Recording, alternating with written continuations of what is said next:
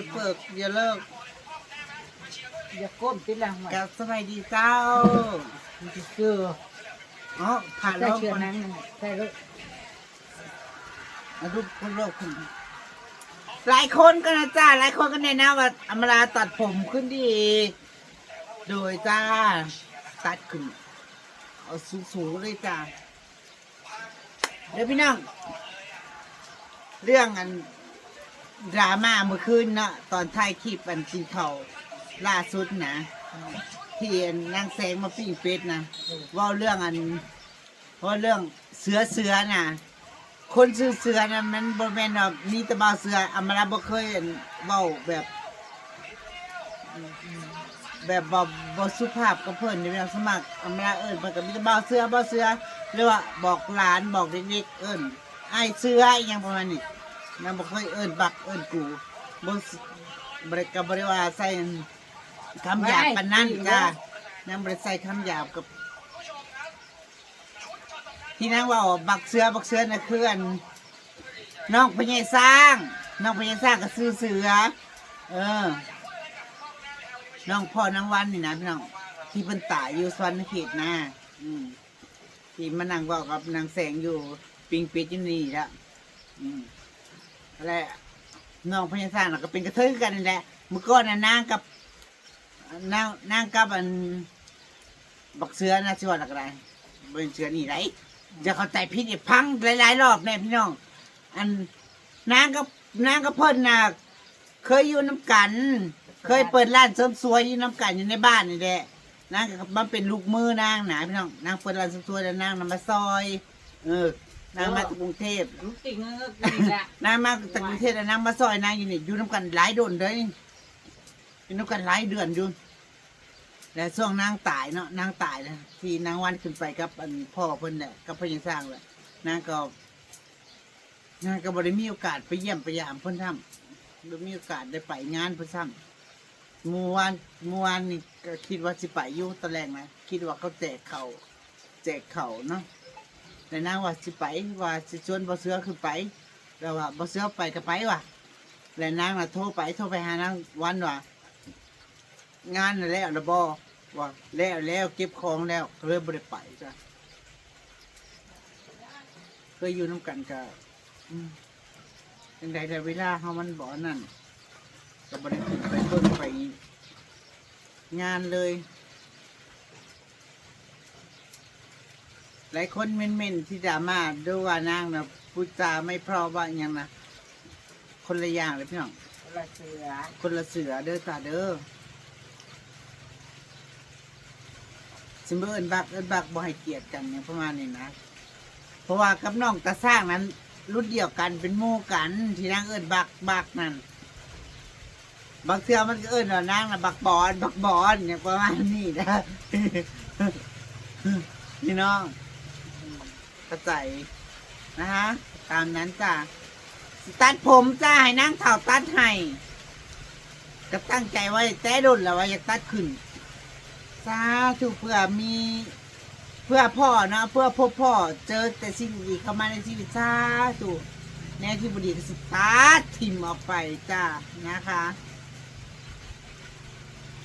แม่บริกระโตมืออีกนะตัดสิ ดีเลยบุรีกับหูอยู่เฮาก็บ่แม่นเด็กน้อยนะพี่น้องดีหรือสัวที่ตัวทำสูงต่ำอยู่ที่ทำตัวโอ้คือมานั่งต่ำแต่ละสูฝนยังตกอยู่เลยพี่น้องเก็บหอยขึ้นมาแล้วก็ฝนน่ะก็ยังนำลงมาอยู่นี่หั่งกับซาลงจักหน่อยนี่ เด็กที่แม่บอก หอยเฮาสิตกกันเราจะออกสูงออกต่ำนี่น่ะแบบว่าเอาพอดีแบบว่า ฉันตัดเอง ตัดออกไปในยาวเราสั่นประมาณคืบหรือ2 คืบผมนางน่ะเริ่มหดก้นเลยได้พี่น้องนางถ้านางรีดนะเริ่มถึงตูดแล้วนะให้นางตัดขึ้นมาเพราะว่า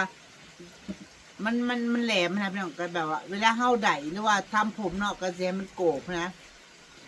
ให้มันเวลาไดตรงโกบปลายมันก็สิโอเคมันก็สิงามนะคิดว่านางเฒ่านะแนะนำให้นางตัดเพียงนี้พี่น้องเพียงบ่ามันเหรอพอนางเคยผมสั่นมาก็สั่นมาแล้วนะเมื่อก่อนผมยาวเลยก้นพี่น้องแล้วมาตัด แล้วมาตัดผมสั้นเพียงบ่า แล้วมันกึ่งดึงอยู่คือว่าเคยผมยาวเนาะตั้งแต่ออกจากบ้านไปแต่อายุ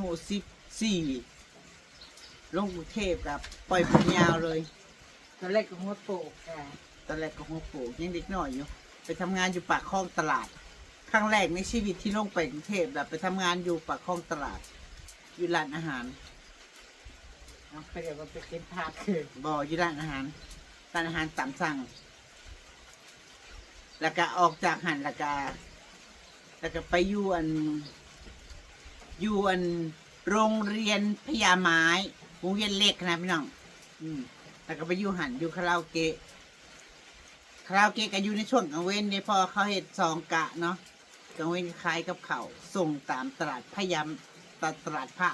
ที่ก็ตลาดผ้าแต่บทสมือเนี่ยเพิ่นยังอยู่หรือบอกบ่รู้ ตลาดผักตอนนี้สิ หลังจากหันก็ออกจากตลาดพญาไม้อยู่ต้นแล้วก็มาอยู่ทนบุรีอยู่อันนะเฮ้ยอยู่นนทบุรีนะเฮ้ยอย่างก็เฮ้ยพังทนหรือพังซน คน พังทนเนาะแล้วก็มาอยู่นนทบุรีหลายปี แล้วก็หลังจากหันก็มาอยู่แถวบางบ่อนมาอยู่แถวบางบ่อนในที่หลายปีมัน6-7 ปี หลังจากหันแล้วก็ลงไปพัทยาต่าง มึงมาทับกันเป็น มาอยู่พัทยา2 ปีนะ นะคะ คะ ไกลเท่านั้นสิ บอมาอยู่พัทยาค่ะเป็นผู้ซอยกุกคือเก่า ส่วนมากที่อยู่ในกุ๊ก แม่นางเป็นเบิร์ด ใช่นะการเท่านั้นเท่านี่อยู่ มันลืมแล้วเห็ดกับเขาเนี่ยมันบ่ได้คุกคีมาเป็น10 กว่าปีแล้ว พอ ฮะ สวยแล้ว มาแล้วไว้แท้ อ่ะ โอ้ยพี่น้อง ผมนะคือเป็นอันนี้ก็มาตัดซ้ำข้างหน้าแต่ว่า เอา อี แล้ว นี่ เลยมันเป็นเด็กโก้เฟ้ย เอ้า ใช่ พี่น้องผมนะคือว่าสั่นนะเอ้า นั่นแหละพอดีแล้วนี่เป็นสวยเลยไง โอ้ยเมื่อก่อนเนี่ยเพียงพี่น้องเอ้ย แค่นี้แหละ มื่นเพียงเอวเอ้า สวยแล้ว หลายคนก็ได้นะว่าลำลาผมตัดผมสั้นขึ้นอีก พอดีขนาดนี้เลยไม่สั้นมากพอดีแล้ว พอดีเขาได้โกบเลยเนาะได้โกบพอดีที่งามนะ คือ โอ้ยผมสั้นโกบอวบหยวบ เชื่อช่างเถอะช่างรุ่นนี้ไม่ต้องยาก นางก็ช่างนะคะ นางก็ช่าง ฉันก็ช่างค่ะ ช่างมาเตอะดังมาเตอะ เรียกเวลาตัว ว่ายังไงคะ เวลา โอเคบอหลายคนในน้ำเห็นแทบทุกเม่นทุกคลิปเลยเนาะเห็นเม่นว่าโอเคเฮ้ยมึงมาซอยออกเนี่ยมัน หม มัน อเวลาประกบปากจะงาม แม่นบ่ สตูนางตัดผมทางที่บดีก็เขาผู้ขาพ่อแต่สิ่งดีๆ เข้ามาในชีวิตซะเถอะ แดดพูดดีๆบ่มันก็ต้องทำตัวให้ดีๆไม่ใช่อยากพบแต่ดีๆแต่ทำตัวเลี้ยวแหลกจะได้เจอไหมล่ะ ไม่ขอเจอแบบที่ไม่โอเค แบบไหนล่ะที่ไม่โอเคนะแบบที่ผ่านมาบ่ ผ่านมาก็ไม่ขอเจออีก มึงถือว่าเป็นไรไม่ใช่แตกเนี่ยไปหานอน อ๋อ เป็นไงคะ สวยแล้ว เขาบอกว่าหน้าฉันนะก็โอเคอยู่โครงหน้าฉัน พี่น้องหน้านางนะบริซ้ำกันเด้สังเกตดีๆ ตานางสิย้วยขางหนึ่งเมื่อก่อนนะรถล่มเนาะตั้งแต่อยู่เปล่าอยู่บ้านมึงอะนะที่กูตายกลางทาง ตาย หน้าข้างนี้มันยุบเนาะ หน้าข้างนี้มันสิยุบเมื่อก่อนหน้านางสิเสมอกันเด้อยู่โหนกแก้มนี่นางที่ซ้ำกันซุมื้อนี่โหนกแก้มบ่ซ้ำกันแล้วก็ตานางเบิ่งดีๆพี่น้องตานางที่ย่อยลงมานั่นนี่เมื่อก่อนน่ะตานางที่ซ้ำกันเด้ คนเอาแบบถามมาแต่ตามไม่ได้ทำกัน บ่อันกระโบกตานางนี่มันรูปลงเด้พี่น้องนี่ตรงนี้มันรูปลงเนาะและตรงนี้ก็รูปลงกระโบกตามันรูปลงสงสัยอันกระดูกมันรูปเข้าไป 10 โมงแล้วเหรอ จะหานอนจะเงียบนั่งอยู่แต่ตื่น ไม่นะ ไม่นะฉันไม่กินแล้วฉันง่วงแล้วเราจะมาบังคับ นางกินเป๊ปซี่ก็สิว่า คนว่าอยากจะมาบังคับให้กินกินเป๊ปซี่แล้วก็เงี้ยห่วย มึงเห็นเนี่ยจะบอกกันนางสีบอกว่าสิขึ้นมาวันที่18พี่น้อง วันนี้วันที่เท่าไหร่เฮ้ย 4กุมภาพันธ์วาเลนไทน์มัน15ป่ะเลขออกมือมาจากเบิ่งดู 15อะไรไร ว้ายเลขเมื่อคืนนี่ฟันนั่งยังนอกแบบ จ้าก็ฟันมือกินฟันยังได้ลืม จะจำบ่ได้ตื่นมาเพื่อจำบ่ได้พี่น้องโอ้ยงวดที่แล้วเลขไทยงวดที่แล้วเน้องงวดที่ผ่านมาตะกี้นี่นางถือ100 บาทนะคะ รอบนี้ก็คอยถืออีกจ้าถือยายรุ่นได้ไทยนางถือตะกี้ได้40,000 40,000จ้าง วดนี้ให้น้องถืออีกบ่เอื้อย จ้าให้โชคๆมันๆนะจ้า ถ้าถืออีกสิได้สิเอาเท่าไหร่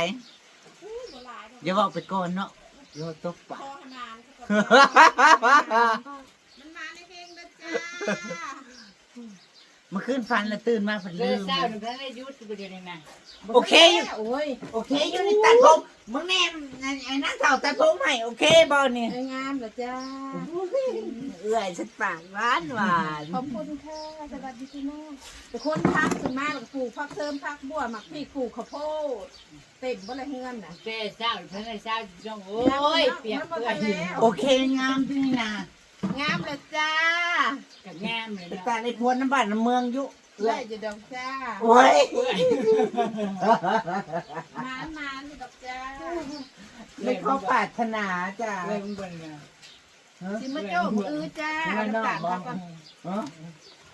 เฮ้ยตบปาก อะไรจ้า ตบปากมันกระเทอเราเป็นน้องฉันตบปากมันอย่างนี้เอาแขวมันเนี่ยอีกที เออแต่หัวฉันงอกนะจ๊ะ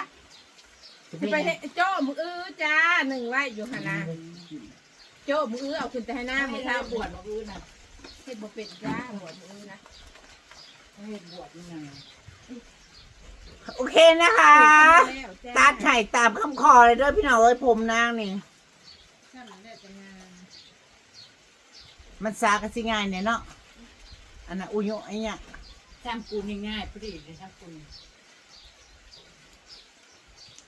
จะเลี้ยงไว้ฉันไม่ได้ฉันบ่นมันยาวกูนี่แล้วมันยาวกูนี่รำคาญแล้ว 30,000พูดหลายรอบ30,000ในมือบางมือ2 รอบ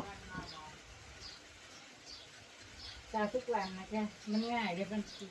อ่ะพี่น้องจ้าแม่นลาพาจากกันเลยจ้าขอบคุณทุกคอมเมนต์ขอบคุณทุกกำลังใจไปแล้วโดดสบายดีจ้า สวัสดีค่ะ ไม่ได้นำยังละเถิกเขกอยู่แท่นี้พี่น้องเอ้ยตรงลงเต็งเหรียญอยู่ ฝนตกทั้งวันเลยวันนี้ไปไหนไม่ได้เลยนะคะ นางเถาไปปักตะไคร่อยู่ใช่ปะ กูถอดแล้วกูย่านมันจะนั่งก็จะเข้าให้กู